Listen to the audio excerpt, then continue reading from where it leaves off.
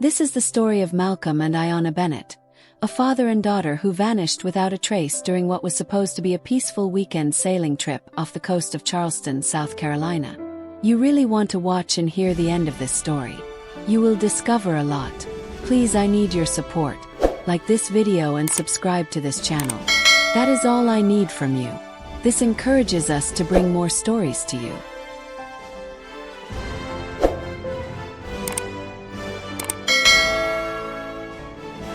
On the surface, it seemed like a normal Saturday.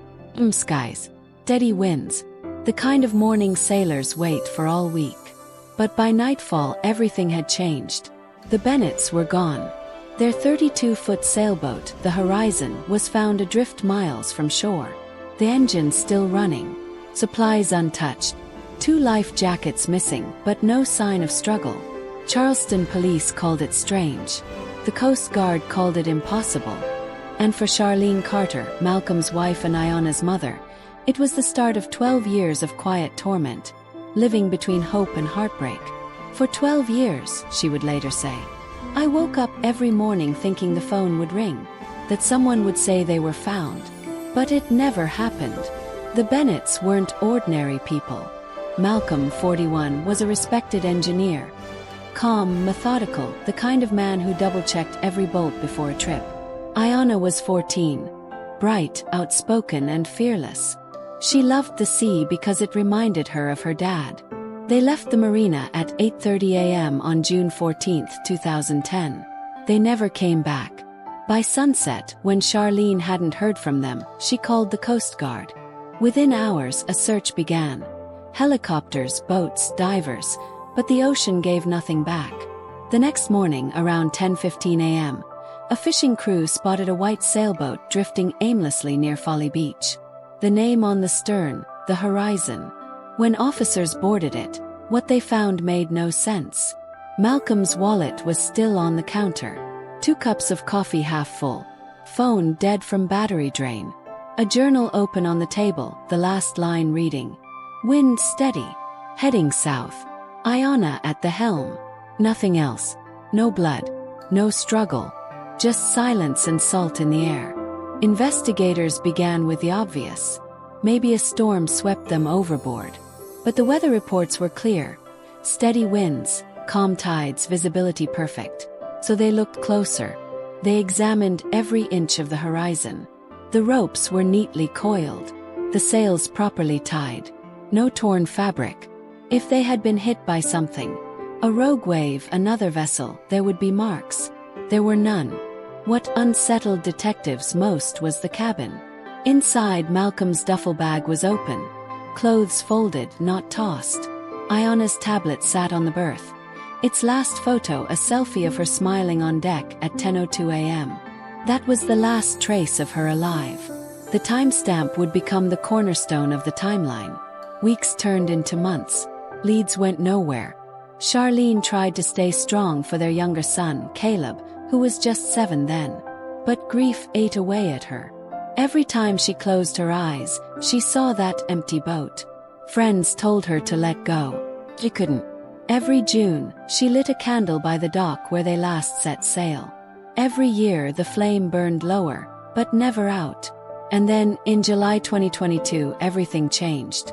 A message arrived on her phone. No text, just a short video. Grainy, out of focus. But what she saw made her heart stop. A girl, sitting in what looked like a basement. Dark hair. Tired. She looked up, and for a split second, the light hit her face. It was Ayana. Charlene froze. The video was only 6 seconds long. No sound. No caption. When she played it again, her hands trembled. The face, the eyes, there was no mistake. Her daughter was alive. She rushed to the police, shaking, clutching her phone. Detectives examined the clip, hoping for GPS data or source info. But whoever sent it was smart. They'd stripped all metadata. Still, the file name had one clue. Seller 19. That phrase would set off a chain of discoveries no one expected, and forced Charleston investigators to reopen a case they had long given up on. Before we go deeper, don't forget to like this video, subscribe, and turn on notifications so you never miss an update.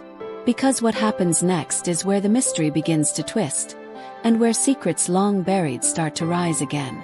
By the evening of October 14th, the Bennett home was quiet. Too quiet. Charlene Carter, Malcolm's mother, had called her son 3 times that day. No answer. That wasn't normal. Malcolm always picked up, even when busy. She tried Ayana next. Straight to voicemail. At first, Charlene thought maybe they'd gone out. Maybe dinner, maybe a movie. But when night fell, a cold worry crept in. At 10:22 p.m., she drove to their house on Brookside Drive. The porch light was off. The mailbox was full. And their car gone. Charlene knocked. Then again. No sound inside. She circled the house, calling their names. Nothing. She finally called 911. Her voice was steady but strained. "My son and his wife aren't answering. I think something's wrong." Within 20 minutes, patrol cars arrived. Officers searched the house. Everything looked normal. Dishes in the sink, laundry half folded, Ayana's phone charger still plugged in. But one thing stood out: both their phones were gone. Detectives logged the call as a welfare check. Not a missing persons case, at least not yet. Adults vanish all the time. Sometimes it's stress. Sometimes a fight. Sometimes they just need space. But Charlene knew better. Malcolm wouldn't just disappear, she told them. He's not that kind of man. The next morning, police entered the home again, this time with a warrant.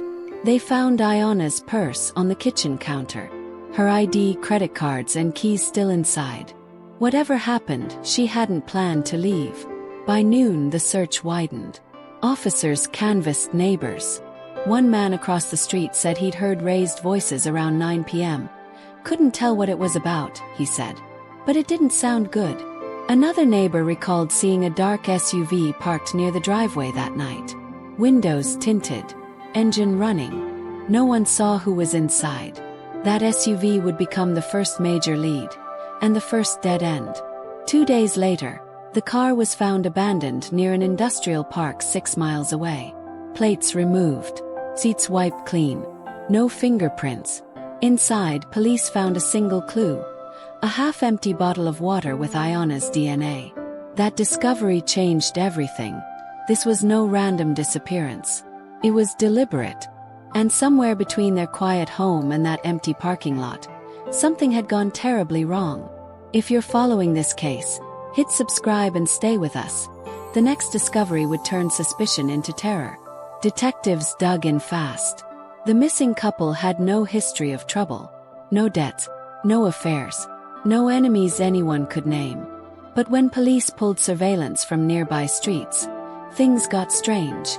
At 8:47 p.m., 1 hour before Charlene's call, a camera on Maple Road caught the Bennett sedan leaving the neighborhood. Malcolm was driving. Ayana sat beside him. Both looked calm. At 8:55, another camera caught the same car turning onto State Route 12. Then nothing. No camera ever caught it again.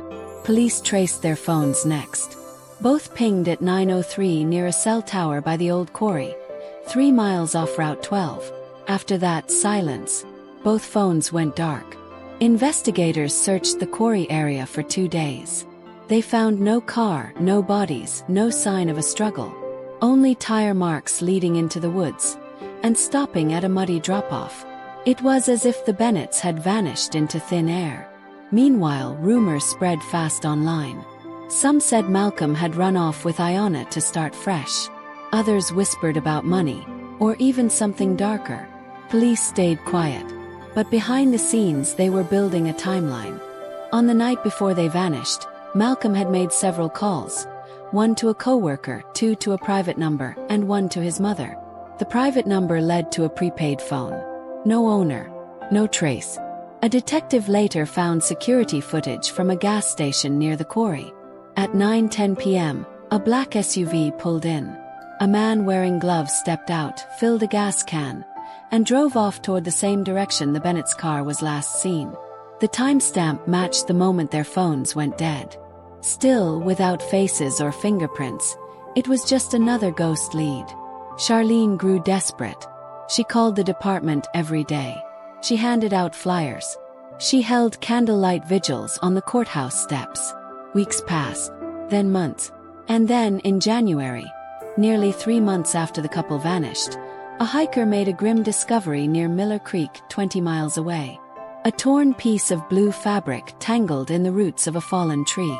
It matched the shirt Malcolm was wearing the night he disappeared. Not far from it, search teams found part of a broken license plate, the same number registered to their car. For the first time, police said the words Charlene had feared most. This is now a criminal investigation. The search expanded to include cadaver dogs, drones, and divers. But what they found next would send shockwaves through the entire community. Don't forget to hit the bell, because the next part of this story reveals what truly happened in those woods. On a cold February morning, a search team combed through the dense woods near Miller Creek. The air was still. Every branch seemed to whisper the same haunting question. Where were Malcolm and Ayana? At 11:43 a.m., a deputy called out, "I've got something." Buried beneath a layer of leaves lay a fragment of a bumper, torn and rusted. The paint matched the Bennett's silver sedan. It took 2 more hours before divers in the creek found what they had been dreading. Car. It rested upside down at the bottom of the shallow water, half buried in mud. Windows shattered, doors crushed inward. When the tow cables pulled it to the surface, the crowd of officers went silent. Inside were 2 bodies, one male, one female. Forensics confirmed the worst. It was Malcolm and Ayana Bennett. Autopsies revealed both had suffered blunt force trauma. No drugs, no alcohol, seatbelts unbuckled. But there was something strange. The car's brake line had been cut clean through. This was no accident. Someone wanted them dead. Detectives retraced every step, every call, every friend and co-worker. One name kept surfacing: Marcus Lee, a former business partner of Malcolm's. The two had run a small construction company. But months before the disappearance, they had a bitter fallout over missing funds. Malcolm accused Marcus of theft. Marcus denied it. The argument ended with Malcolm threatening to go to the police. After that, Marcus disappeared from town. Now he was back on the radar. Investigators found that the prepaid phone Malcolm called the night before he vanished was purchased near Marcus's old address. They also discovered something else. Marcus owned a black SUV, the same kind spotted near the Bennett's home. Detectives tracked him down in Baton Rouge. He was living under another name. When questioned, Marcus claimed he hadn't spoken to Malcolm in months. But investigators had proof otherwise. Surveillance footage from a convenience store 2 miles from the Bennett's house showed Marcus buying a pack of gloves and a gas can the night of the disappearance. The timestamp matched the one from the gas station near the quarry. When police searched his storage unit, they found a set of tools, including a pair of bolt cutters and a coil of brake line tubing. Marcus was arrested and charged with 2 counts of murder. Charlene broke down when she heard the news. After months of praying for answers, she finally had one. But it was the kind that shattered her heart all over again. Still, something about the case didn't sit right. Why had the couple's phones gone dark before they reached the quarry? Why were there no signs of a struggle in the house? And why, even after the arrest, did Marcus insist he wasn't the only one involved? Because according to him, someone else had wanted the Bennetts gone too. If you're following the Bennett case, make sure to subscribe. The final part uncovers the secret that started it all. After Marcus Lee's arrest, the town felt a brief wave of relief. The monster had been caught. Justice was coming. But detectives soon learned the story wasn't that simple. During questioning, Marcus kept repeating one thing. "It wasn't just me." He said Malcolm had been keeping records, files that could ruin powerful people. At first, it sounded like a desperate lie. But when police searched Malcolm's office, they found something unexpected. A hidden flash drive taped under his desk. Inside were documents, business accounts, contracts, and payments linked to a city official named Daniel Cross, head of public works. The files showed a pattern of money moving through fake construction bids, projects that never existed. Malcolm had discovered it months earlier. He'd confronted Marcus, who was the middleman in the scheme. Marcus had begged him to stay quiet. Malcolm refused. That decision cost him everything. Investigators traced one of the fake accounts to Cross's personal assistant, who had withdrawn large sums right before the Bennetts vanished. Phone records showed Cross and Marcus spoke 3 times the week of the disappearance. It was enough for prosecutors to dig deeper. They uncovered proof that Cross paid Marcus $25,000 days before the crash. When confronted with the evidence, Marcus finally broke. He confessed that Cross had ordered him to handle the problem. Marcus tampered with the car's brakes and followed the Bennetts that night to make sure it looked like an accident. He swore he didn't plan to kill them, only to scare Malcolm into silence. But something went wrong. The car sped out of control near the creek. When Marcus returned, it was too late. Daniel Cross was later arrested on conspiracy and double homicide charges. He denied everything, calling Marcus a liar trying to save himself. But the paper trail was too strong. Both men were convicted. Charlene Carter sat in the courtroom the day the verdict was read. She clutched her son's wedding photo and whispered, "You can rest now." The judge gave Marcus Lee life without parole. Daniel Cross got 60 years. Outside the courthouse, Charlene told reporters, "They thought they could bury the truth, but the truth always finds its way out." And she was right. The Bennett case exposed one of the largest municipal fraud rings in the county's history. But for Charlene, none of it mattered. She'd lost her son and daughter-in-law, 2 good people caught in greed's shadow. Every year since, she returns to the creek with flowers. She stands by the water and listens to the quiet. In the end, that's all that's left. Silence, memory, and the story of 2 lives taken too soon. This is the story of the disappearance of Malcolm and Ayana Bennett. A case that began as a mystery, unraveled as a murder, and ended as a warning. When truth threatens power, danger is never far behind. If this story moved you, like this video, share it, and subscribe for more true crime stories that deserve to be heard.